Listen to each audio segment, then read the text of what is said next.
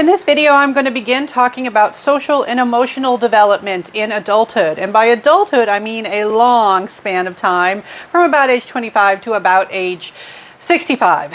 And so since we're dealing with 4 decades here, when I talk about Erikson's take on things, because when I talk about social and emotional development, I typically start with Erikson's stage that corresponds to a particular time in life.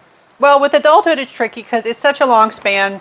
Multiple stages are relevant. Now, first of all, we talked previously about how in adolescence, Erikson said you were working on identity. You were in the psychosocial stage of identity versus role confusion.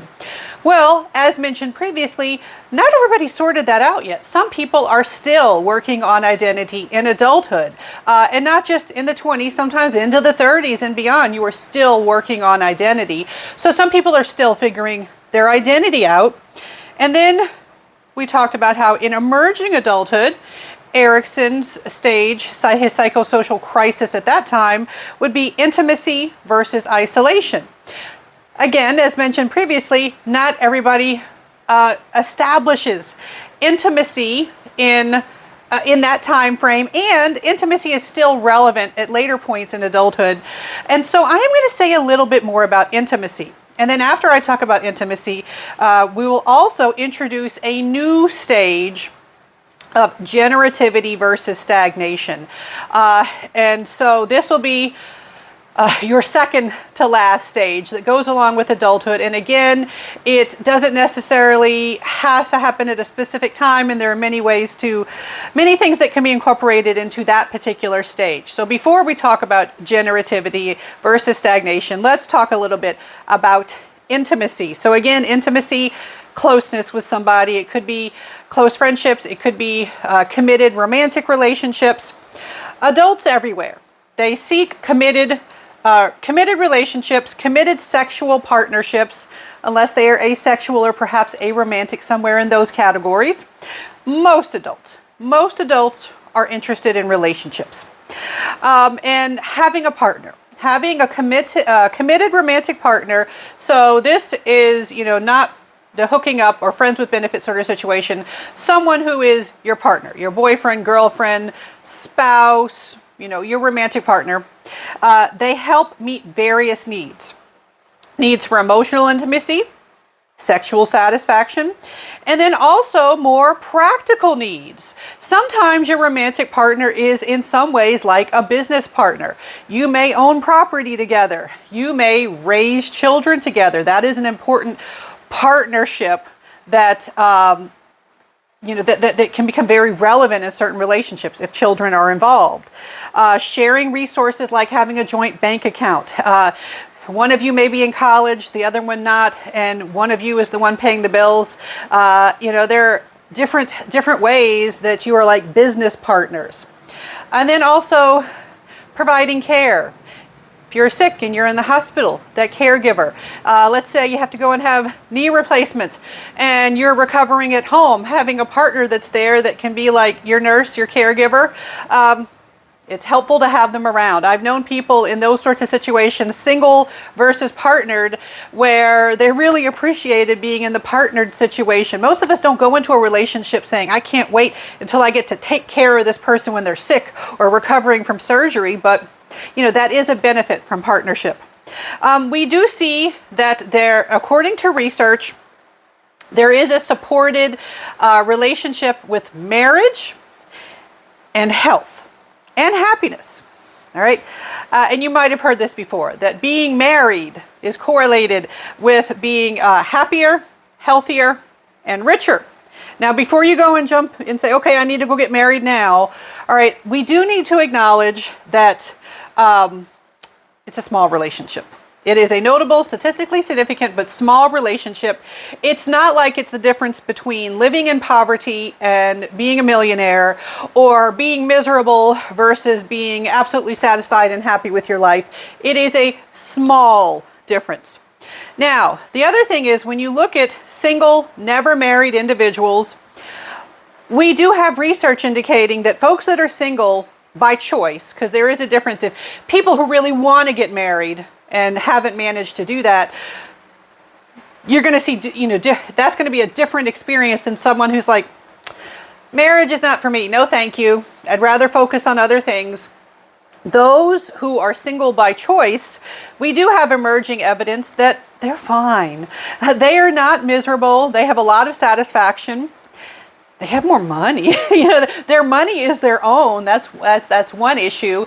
And they have a lot of independence and freedom that some married, especially married with children individuals, may not have. So you should not assume that being single or not being married is this horrible situation to be in.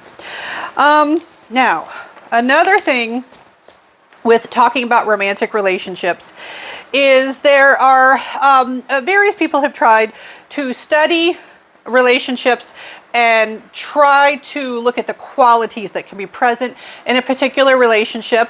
And we can also try to look at, well, which aspects of a relationship seem to predict things like how long you stay together, how satisfied you are, things like that. And one person who has done work in this area is Sternberg. Now, you might have heard of Sternberg for other things too, like intelligence, but Sternberg identified 3 aspects of love.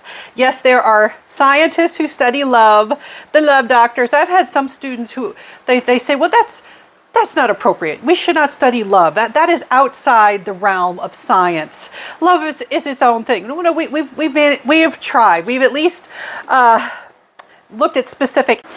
So Sternberg said that the 3 aspects of love are passion, intimacy, and commitment. Now, passion, those are those physical feelings, those physiological arousal type of symptoms, the excitement you feel. Like when you're dating someone new, if you have been lucky enough to experience this, you're dating somebody new and there's this exhilaration. If you find them physically attractive, and you're just like, oh wow, they're looking hot. You get excited if you get to do physical things together, sexual activity, not necessarily sexual intercourse, but various activities that make the body feel good. Those are exciting activities to engage in when you have passion. It is satisfying. It's exciting. They make your heart beat. They get you all pumped up and excited. All right. Not all relationships have passion. All right. But passion is something that can be present in a relationship. Now, what would intimacy be? Intimacy, the thing about intimacy, I feel like it's kind of an unfortunate thing that many of us have been exposed to the word intimacy. Like if somebody says, oh, well, we've been intimate, they often mean, well, we've been physically active with each other. We have a sexual past. Thank you very much. We've been intimate. But that's not what intimacy actually means, not in this context. Intimacy has to do with emotional connection, emotional bond. All right, if you have intimacy with somebody, you can trust them, you can talk to them, you can disclose, you can share secrets. Couples who are really high in intimacy are the ones that finish each other's sentences. That sort of quality to the relationship. People who say things like, oh, I married my best friend. That best friend component is the intimacy component. This is not just somebody you find attractive or hot. This is somebody that you feel this emotional tie, this emotional connection to. Now, commitment. What is commitment? That is more practical in nature. When you have commitment to somebody, this includes things like, well, being in an official relationship with them, acknowledging them as your partner. That is my boyfriend, that is my girlfriend, that we legally are married, you are invested in the relationship. It also includes things like when you share property and whatnot, that you have those official practical components that this is an established, recognized, or official relationship in some way.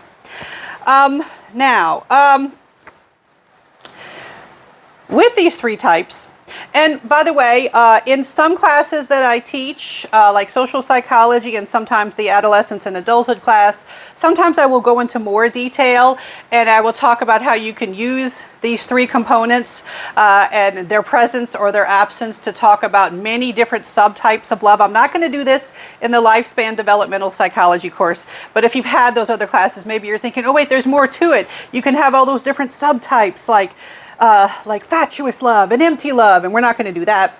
But I will point out that Sternberg said that if all three of those components are there together, so you have passion for each other, you have emotional connection, and you are officially, you are committed to each other, you're not going anywhere, then you have something called consummate love.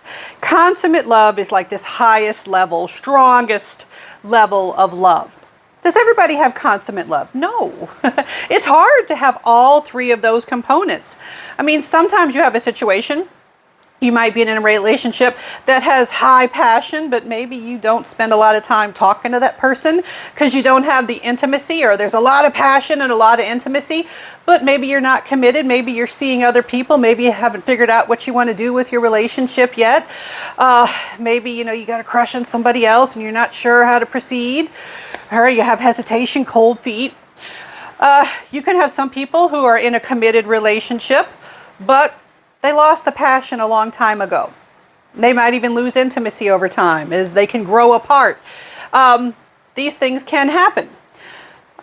We do see that passion tends to be high early in relationships. It is often the first thing to fade. And a lot of times, people don't like to hear that because passion is the exciting part. It's like, no, can't we keep that forever? It's difficult to maintain that for a long time. Intimacy is not guaranteed to last a long time, but you can have relationships where intimacy keeps you going for a long time. We do see that commitment seems to be particularly important. According to research, commitment correlates with lifelong health and happiness. And